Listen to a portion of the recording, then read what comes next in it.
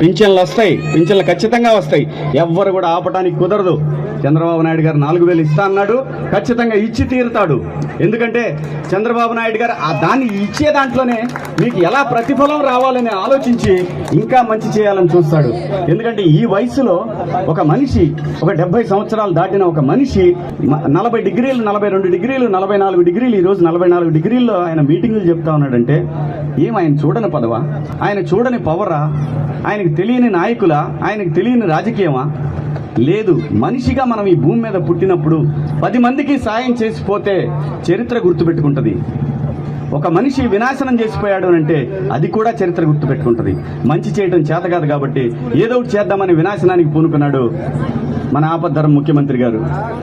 దయచేసి సోదరులారా, మీ అందరికీ చెప్తున్నా, వ్యవసాయం దెబ్బతింది, ఉద్యోగం దెబ్బతింది, నీటిపారుదల రంగం దెబ్బతింది, రోడ్లు దెబ్బతిన్నాయి. రేపు పొద్దున మీ బిడ్డల భవిష్యత్తు ఒక్కసారి ఆలోచించండి. మీ బిడ్డలకు భవిష్యత్తు లేదు. కొత్తగా కంపెనీలు రావాలా, ఒక మహానగరం నిర్మించబడాలా, ఈ రాష్ట్రంలో, ఈ దేశంలో ఒక విప్లవం. చంద్రబాబు నాయుడు గారు అనే మనిషి ఐటీ రంగంలో ఒక విప్లవం తీసుకొచ్చాడు. ప్రతి ఒక్కరికి తెలిసి ఈ విషయం, ప్రపంచానికి తెలిసి ఈ విషయం. కానీ మనకు తెలిసి కూడా తెలిసి తెలియనట్లు నటించాలనుకుంటారు కొంతమంది. ఇక మీద నటించారు అని అంటే మాత్రం మీ బిడ్డలకి భవిష్యత్తు ఉండదు. మనం బతికేది మన పిల్లల కోసం. అటువంటి పిల్లల్ని మనం వాళ్ళ జీవితాలని పైకి తీసుకెళ్ళాలి అని అనుకుంటే, ముందుకు తీసుకెళ్ళాలి అనుకుంటే దయచేసి ఇంకొకసారి మాత్రం తప్పు చేయకండి. దయచేసి చంద్రబాబు నాయుడు గారిని, కూటమి అభ్యర్థుల్ని ఎన్నుకోండి. పవన్ కళ్యాణ్ లాంటివి ఒక నిజంగా ఆంధ్రప్రదేశ్ రాజకీయాల్లో ఒక కొత్త ఒరవడే పవన్ కళ్యాణ్ గారు.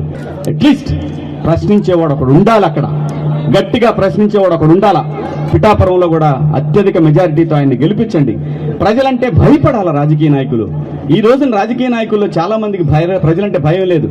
ముఖ్యంగా జగన్మోహన్ రెడ్డి గారికి నేనేం చెప్తే దీని అర్థం ఏంటో తెలుసా? ఏం చెప్తున్నా, దీని అర్థం ఏంటో తెలుసా? అన్ని కార్నర్లో ఉన్న ఎర్రి పప్పలారా, దాని అర్థం అది. నేను మిమ్మల్ని ఎర్రి పప్పలను చేస్తున్నాను. ఇలాగా నిజంగా ఇంత అమాయకులు అండి ఆంధ్రప్రదేశ్ లో ప్రజలు. ఇంతలా ఎలా మోసపోతారండి? ఆంధ్రప్రదేశ్ అంటే ఇవాళ ఇన్ఫ్రాస్ట్రక్చర్ రంగంలో ఇప్పుడు లేదులేండి, అయిపోయింది, ఆ యుగం అయిపోయింది. ప్రతి రంగంలో కూడా దేశవ్యాప్తంగా మన వాళ్ళు ఎంత పెద్ద పెద్ద పారిశ్రామికవేత్తలు ఉన్నారు. ఈ రోజున అందరూ షట్ డౌన్. ఆంధ్రప్రదేశ్లో బిజినెస్ అనేది షట్ డౌన్. ఇసుక కొనుక్కునే పరిస్థితి లేదు, మందు కొనుక్కునే పరిస్థితి లేదు. మందు ఇంతకుముందు పోన్లే, మందు అనేది తప్పు, పోన్లే ఎవరో ఒకళ్ళు 10 మంది కుర్రాళ్ళు కలిసి ఓ పాట పాడుకొని ఓ షాప్ పెట్టుకొని ఏదో రకంగా బతుకుదామని కొంతమంది అనుకుంటారు. అది కూడా లేకుండా ఏకంగా మందు కూడా ఆయన అమ్ముకుంటున్నాడు. ఒక ముఖ్యమంత్రి మందు అమ్ముకోవడం ఏంటంటే దుర్మార్గం. కాకపోతే తీసేస్తానని ప్రామిస్ చేసిన ఒక ముఖ్యమంత్రి మందు అమ్ముకుంటున్నాడు. మందు, ఇసుక, మైనింగ్, ల్యాండ్, ఏం బ్రాండ్లు అయ్యి? అన్యాయం కదంటాయా? ఇంత అన్యాయంగా ప్రజల్ని మోసం చేసి దోపిడీ చేసి పోనీ ఏం చెప్తాం? ముఖ్యమంత్రి గారు, ఇంకొక విషయం అడుగుతా, ఎవరి కోసం సంపాదిస్తున్నావు ఇదంతా? ఎవరి కోసం సంపాదిస్తున్నావు? నీకేమైనా వారసులు ఉన్నారా? 2 ఆడపిల్లలు. ఆ 2 ఆడపిల్లలు ఎవడో అల్లుళ్ళు బాగుపడటం కోసం నువ్వింతమంది నోర్లు కొట్టడం ఏంటి స్వామి? అన్యాయమయ్యా ఇది. ఇంత విధ్వంసమా? ఇంత ఆర్థిక అరాచకత్వమా? ఇంతలా సంపాదించి ఏం చేయాలి? ఆంధ్రప్రదేశ్లో గత 5 ఏళ్లలో జరిగినటువంటి ఆర్థిక విధ్వంసానికి 5 బుల్లెట్ ట్రైన్లు వేయచ్చు. ఆయన ఆస్తి 5 బుల్లెట్ ట్రైన్లు వేస్తున్నారు ఇప్పుడు.